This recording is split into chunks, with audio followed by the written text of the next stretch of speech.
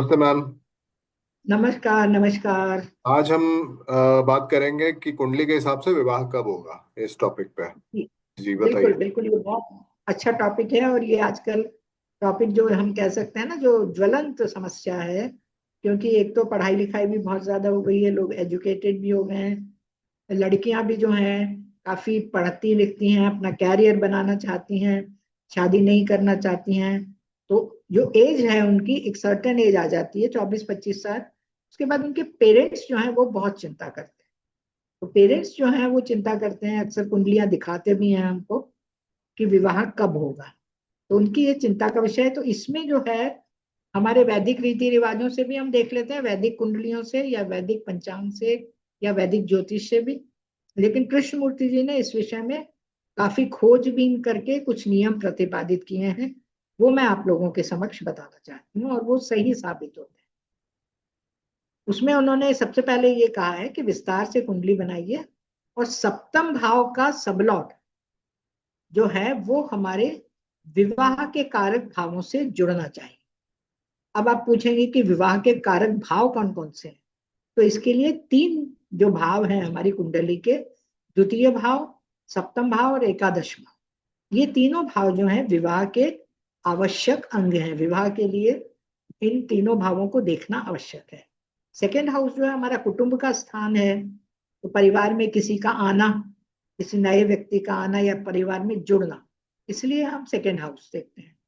सप्तम भाव दो व्यक्तियों का बंधन है, सामाजिक बंधन है, धार्मिक बंधन है, इसलिए हमें सप्तम भाव देखना पड़ता है। और एकादश भाव मनोकामना पूर्ति का और लाभ भाव।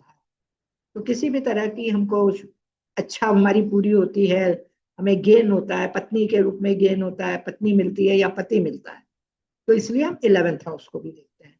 इसमें एक चीज और हम देखते हैं कि कभी कभी हमें अक्सर पंचम भाव भी देखना पड़ता है। क्यों देखना पड़ता है? क्योंकि पंचम भाव जो है प्रेम का कारक है। प्रेम, कि व्यक्ति हो सकता है कि वो प्रेम विवाह करे, अपनी पसंद से शादी करे।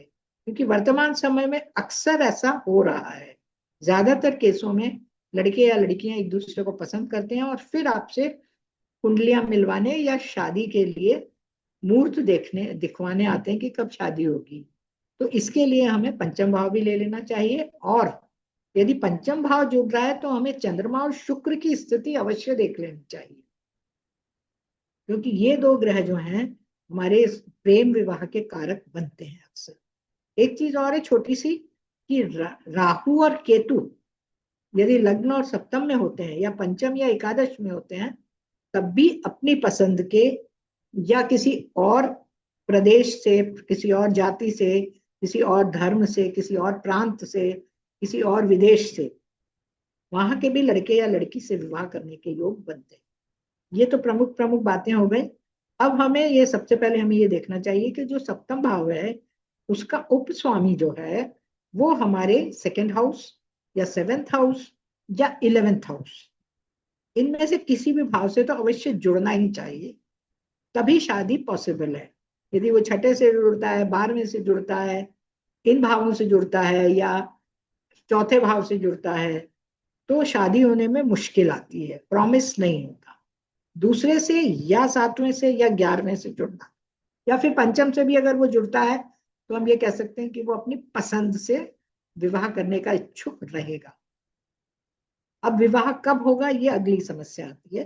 तो उसके लिए हमें व्यक्ति की दशाएं और अंतरदशाएं देखनी पड़ती हैं कि उसकी फेवरेबल दशाएं अंतरदशाएं कब आएंगी, जो in second house, seventh house और 11th हाउस से जुड़ी हों, इनकी कारक हों, इनके सिग्निफिकेटर्स हों ग्रह, उन्हीं की दशा अंतर दशा में विवाह संपन्न होता है। और अक्सर हम लोग, जैसा मैंने पिछले हमारे वीडियो में बताया, कि गुरु की स्थिति भी हमें उसका भी अध्ययन करना अत्यंत आवश्यक है कि गुरु उस समय कहाँ चल रहा है हमारी कुंडली में।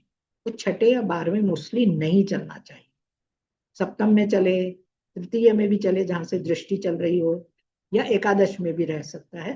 तो फिर वह आसानी से बिना किसी समस्या के संपन्न हो जाता है। और विवाह के मुहूर्त जो हमारे पंडितों ने बताए हैं, जो हमने पिछले वीडियो में चर्चा भी करी थी, उसके हिसाब से फिर पंडित लोग जो हैं आपका विवाह मुहूर्त निकाल देते हैं और उसी के अनुसार आपका विवाह संपन्न हो जाता है। आशा है आपको ये छोटा सा हमारा वीडियो विवाह के संबंध में अवश्य पसंद आएगा।